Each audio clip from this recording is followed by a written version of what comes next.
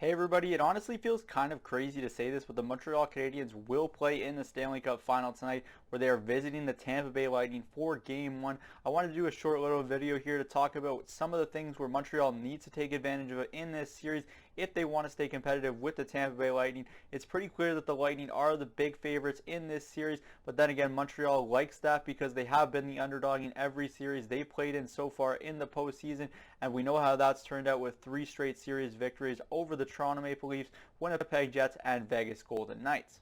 When you look at these two teams' line combinations, the first thing that sticks out to me for the Montreal Canadiens in terms of where they need to absolutely be better than the Lightning is in that bottom six, but specifically that third line of Jesperi Kotkaniemi, Josh Anderson, and Paul Byron. That line was phenomenal for the Canadiens in their most recent victory over the Golden Knights, and they need them to still contribute offensively. We know the Montreal Canadiens' recipe for success against this Lightning team is going to keep these games more low scoring in terms of what both teams can bring to the table. We know the Lightning are a very offensive club, but they can also play a different style of game that maybe the Montreal Canadiens aren't expecting from them, and that's a more physical, low-scoring brand of hockey. If they need to play that way, the Lightning have showed that they absolutely can. So Montreal needs their third line to contribute in this series if they have any hopes of winning the Stanley Cup this season.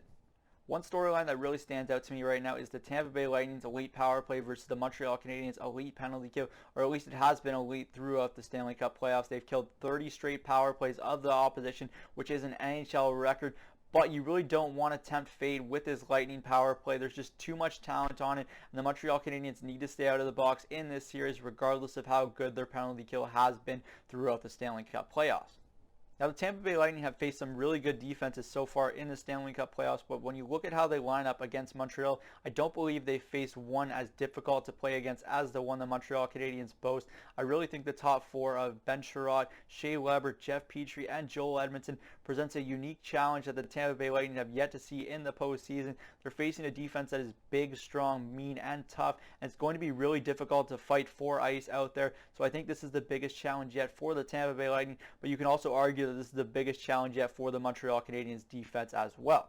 Now, you'll notice I haven't even talked about goaltending yet, and this is one of the key factors in this series, obviously, but it's kind of a toss-up in net between Carey Price for the Habs and Andrei Vasilevskiy for the Tampa Bay Lightning. Both of these goalies are phenomenal, and this really could be the best goaltending matchup we've seen in a very long time. So embrace this goaltending matchup because you might not see another one like this for a very long time. That's it for me today from Cook's Corner. As always, let me know in the comment section down below what your prediction is between the Montreal Canadiens and the Tampa Bay Lightning. Who is going to win the Stanley Cup this season and why? I'm Zach Cook. We'll see you later.